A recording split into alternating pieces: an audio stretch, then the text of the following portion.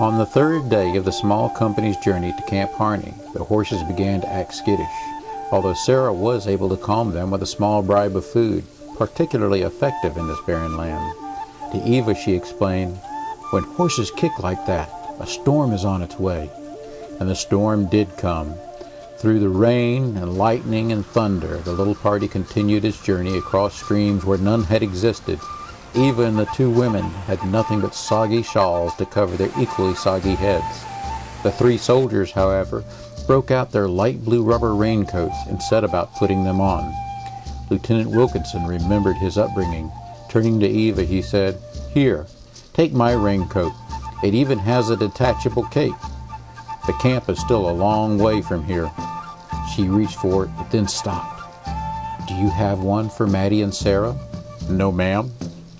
"Thank you, Lieutenant, but if they can't wear a raincoat, then neither can I." Moffat and Musenheimer, suddenly struck dumb, stared straight ahead and slogged on. Eva looked at Sarah and Maddie. She could only see the backs of their shawl-covered heads. "They're no enemy of mine," she said, and pulled back her hand. Wilkinson looked at Moffat and Musenheimer. "Men," he said. "We need them as much as they do, sir," said Moffat. "Men, let's remember our kindness towards women. No matter what we think of Indians, these ladies are our allies. They are in need, and we must help them." The soldiers were suddenly ashamed that they'd forgotten they were all on the same side. These Indian women were not only their friends, they were trying to save white lives. Reluctantly, in spite of hard driving downpour, they silently handed over their raincoats to the grateful women. Wilkinson, in turn, gave his to Eva. She put his raincoat over her shoulders, buttoned it up to the chin, and threw the cape over her head.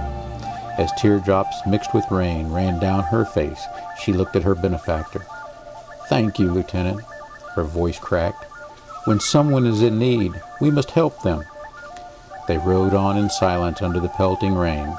Eva looked down at her borrowed, now very wet, light blue raincoat. "What just happened? Is it my conscience? Or is Sarah now my conscience?" But Sarah never said a word.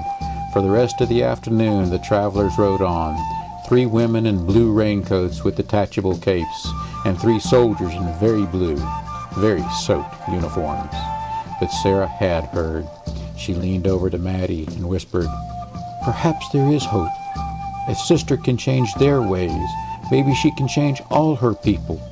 One day we all want to end this war." "Ha," said Maddie.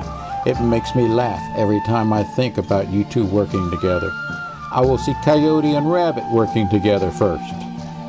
"Sister Maddie, have you already forgotten what you said?"